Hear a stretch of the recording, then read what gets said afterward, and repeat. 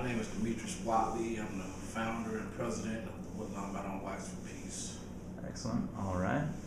What is the Woodlawn Battle on Wax for Peace? Well, the Woodlawn Battle on Wax for Peace is an organization designed to give these guys in the community, high-risk, at-risk cats, if you may, an opportunity or avenue to express themselves through creative means such as music, rap, poetry, and etc. instead of expressing themselves through violent behaviors on the street.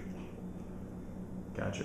And what makes that approach different from other violence prevention organizations? Well, it's never been done before. There's been a lot of programs for communities that have not reached the kids, you know what I'm saying? Everything is intervention, there's nothing preventive. So we feel that if we meet these guys where they at, you know what I'm saying, come to their level, within their atmosphere, give them an opportunity to express themselves, that they may be heard, that we'll be effective in helping these guys to combat the problems in the community. Because we believe that all the guys in the community is talented. And if you have seen that all these guys rap. If they don't rap, they write rap.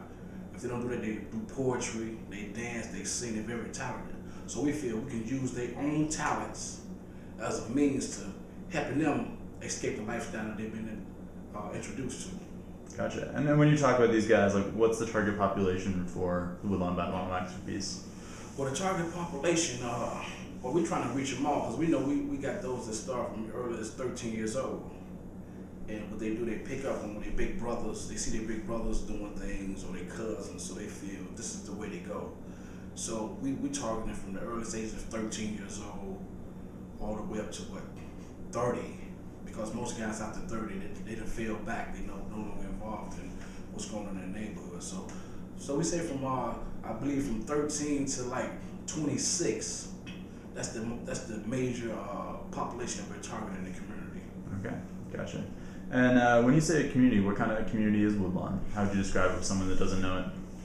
Well, now Woodlawn is in transition, but the Woodlawn I know haven't always been that way. There's a lot of pimps, hustlers, gangsters, you know what I'm saying? That was the Woodlawn community. I mean, you had your mom and pop stores, but for the most part, it was drug infested. I mean, that's an environment that we grew up in, a drug infested environment, so that's all we was exposed to mainly. I mean, coming out, going to school, we see the guys in the big 9.8s or the big Cadillacs, and we automatically thinking like, that's what we want, because that's what we saw in the community. So when we go to school, we do our work, but that's on our mind all day. I want that car. And once we find out how dude got that car, we did everything we could to get that car. Gotcha. So we, Woodlawn has really been, it's in transition now though. But the Woodlawn that I knew, that's how we come up. Gotcha. What is your background? How did you come up? Well, my background, actually I was in it. What I mean by in it, I was knee deep in, the gang violence, the criminal activities. I mean, everything that was negative, I was a part of it. And actually I was good in school.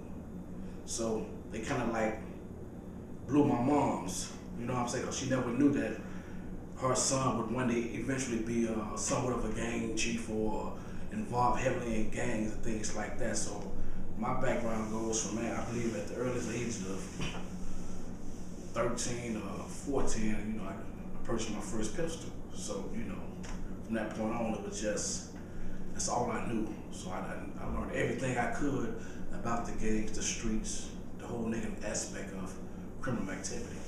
So I guess if you could talk for a minute about what the transition was like from living that lifestyle to coming up with the idea for the Woodlawn Battle on Wax for Peace. What was that? Well, at an early age, I was put in a situation where I was forced to become a man because I stepped out and got into some grown man things, far as the gang violence and things like that. And like I said, I was so deeply involved in it, that I lived that. I lived the gang activities.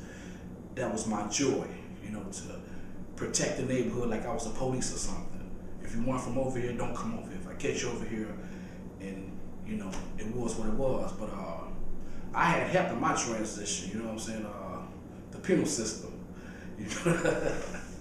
Yeah, the penal system helped me with my transition because actually I caught some cases and actually I beat one of the cases. It was a serious case where I was facing natural life, and I actually beat the case. So that kind of like added to my madness. So I'm like I'm unstoppable. And right after that, I caught another case where I had to go through 7 years flat. So I came home after that bit, and I was trying to maintain, but mentally I was still, connected with the gang activity. So I caught another bit, and this one here scared me. So I was facing like 20 to 80, and by God's grace, I was able to get 20 years. And I didn't want to go back to that lifestyle that I was living because I hadn't done like all these years of my life. So I began to seek change, and I did it through God and read the Bible and things of that nature. And that's when my ideas began to change. My whole thought process, the way of living. Then I had a son on the way. He was born 2 months after I got locked up. So I definitely need to do something, different that I could be out there for my son. So, and I figured that, man, this would be my only way out because I saw me reading the Bible. It brought me peace, you feel me? So I'm like, wow, I never done anything that brought me peace. It had me actually want to think about change. So I stuck with it, and I began to see myself changing while I was incarcerated, and begin to talk to the youth while I was in there. So I'm like, man, this is what I need to bring back to the community because I didn't want to go back, you know what I'm saying? And I wasn't going to let nobody do anything to me to kill me or whatever of that nature. So I figured if I get serious with this here and then, and truly believe what I'm reading, that, I got a better chance of surviving in the streets. Gotcha, man. So when you got out of jail, what was it that you were doing to try and change that around? Well, when I got out of jail, the first thing I did was contacted the little homies in the neighborhood, those guys that kind of follow up in my footsteps. And that was actually like doing things that I used to do. Those were like the first guys I contacted when I got out, and just was, reintroducing myself because, I had been gone 10 years. So only thing they was knowing about me from what people was telling them, and, so I had an opportunity to talk to probably about 10 of them. I wasn't even out 2 hours. I had about 10 of them over there, and I was talking to them and letting them know, man, I'm in transition now. I didn't beat them up about what they was doing because I understood, because I come from that lifestyle. But I let them know, I said, in a matter of time, I'm gonna set up an avenue for those who want to escape, can escape the lifestyle they live in. And by those guys knowing me, they love me because I come from where they come from. And I've done everything they've done. So they kind of they listen to what I say. And then once I had to back up the things that I was telling them with my actions. So they saw me going on job interviews, filling out applications and things of that nature. And so from that point on, I began to just to move in a positive direction. Gotcha, man. And so at some point you met Floyd Davis, the other founder of Woodlawn Battle and Wax for Peace. Right. When I met Floyd, that was like a match made in heaven. Seriously, we started out working for Ceasefire, and we was violence interrupters for the Woodlawn community. And I know that Floyd was well respected in the community, especially east of Woodlawn. And I was well respected west of Woodlawn, and that's where the war was clashing, east of Woodlawn versus west of Woodlawn. So we began to collaborate and begin to fill each other out, and we both saw that each party was sincere. So it was that instant bond, so instant trust.